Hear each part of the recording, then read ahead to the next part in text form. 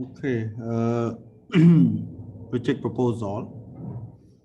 Dương copy nó mình nhé, project proposal. Chứ the project proposal cứ dương thử mơ rương một chừng luôn. Thì mỗi dương ấy thì dương thử mơ muốn kèm phật nốt cứ tẹt tôn tình nắng source and solicitation of the project proposal.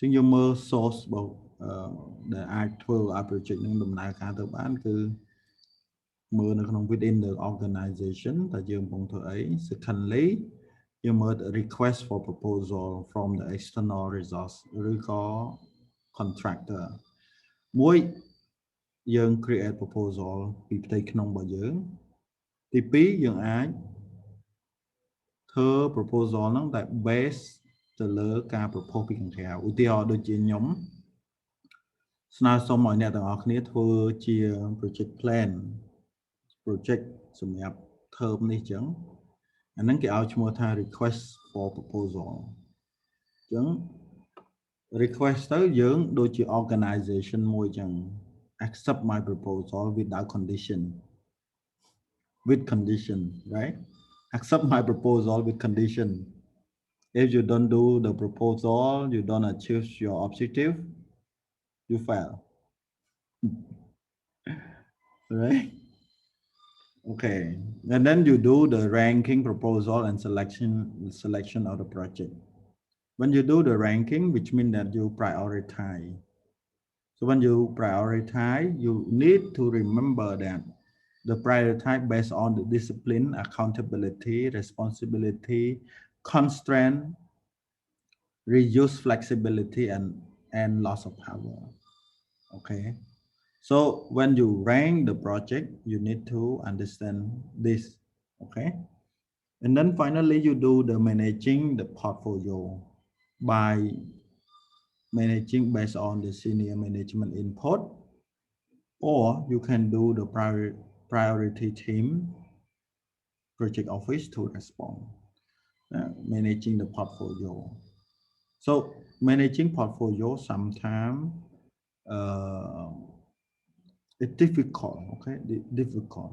The implementation, the practitioner, one project is easy, but when you hold the whole set of projects, 2 or 3 or 5 projects in hand, you become very difficult. Okay? So then in order to manage it well, you need to decentralize your power to senior manager, okay, to do the job. So the proposal will based on this kind of platform. Okay. Project classification, the question that already mentioned earlier. And then the brief reassessment here, also the question that we already asked earlier. For the senior management input, what you do with the senior management input? First, provide guidance in selecting criteria that align with the organizational strategy goal. Second, decide how to balance available resource among the current project. So only the senior management might be understand, but some senior management is like ប្រធានយុគដ្ឋានអញ្ចឹងណាឧទាហរណ៍ថានៅក្នុងក្រុមហ៊ុនមួយអញ្ចឹងឬក៏នៅស្ថាប័នធំមួយអញ្ចឹង senior management ហ្នឹងគឺ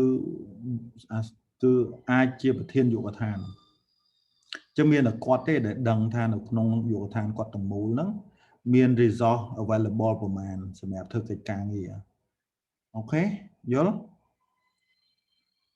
មួយទៀតគឺ governance team responsibility publish the priority of every project and then ensure that the project selection process is open and free of power politics មានន័យថាគេអត់សង្កត់សង្កិនទេ project ហ្នឹងគឺយើងធ្វើដោយខ្លួនឯង reassess the organizational goal and priority and then evaluate the progress of the current project.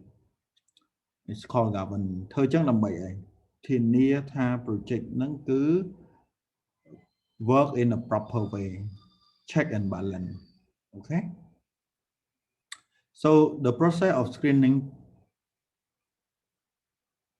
project, yeah, regard project screening process is start. Project proposal, data collection, cell evaluation, and then go priority team, and then go to assess priority, assign result, assign project manager, and evaluate progress. And then there are so many obstacles. Okay, like when you do the data collection and backup, you need to check on the ROI or NPV. Make sure that the project might benefit to the company. If not, you abandon the project in the beginning. Secondly, you go, if you pursue, if you evaluate and you see that the project might have benefit, and then you will go to next period. Next step is to reassess the priority or get more information.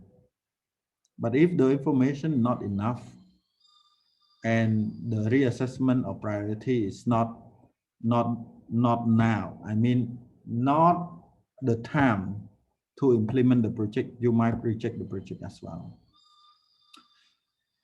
Or you accept the project but not implement immediately. Wait for the time. But if this kind is already passed, so when you accept the project, which means that you need to put the people, money, resource,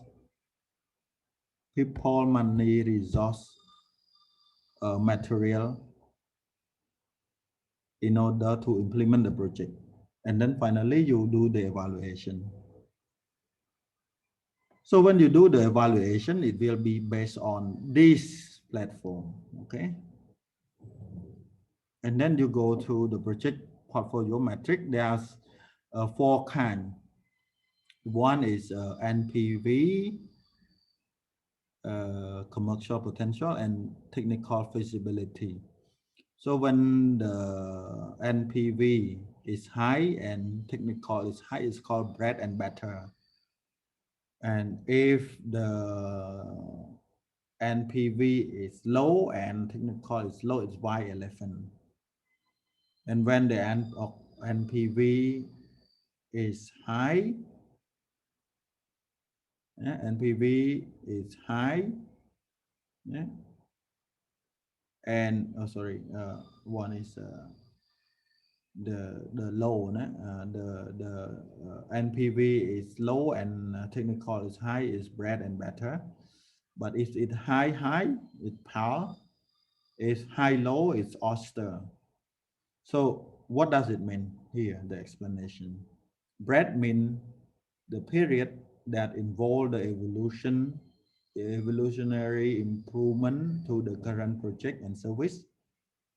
For the pearl, represent the revolutionary commercial opportunity using proven technical advance.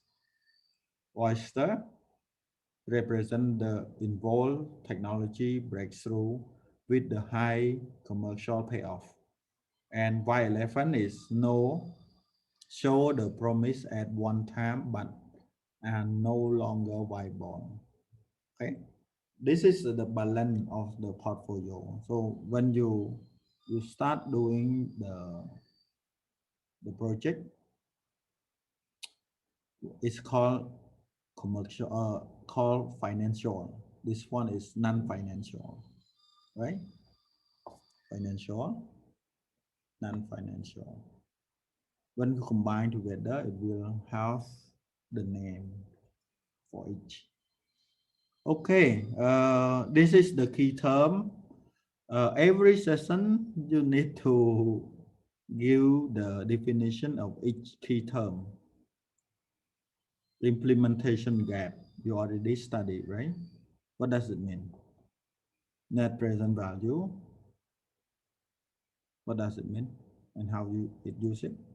Organizational politics, pay back, priority.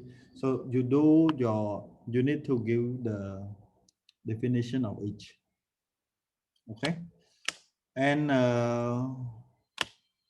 for now we finish, and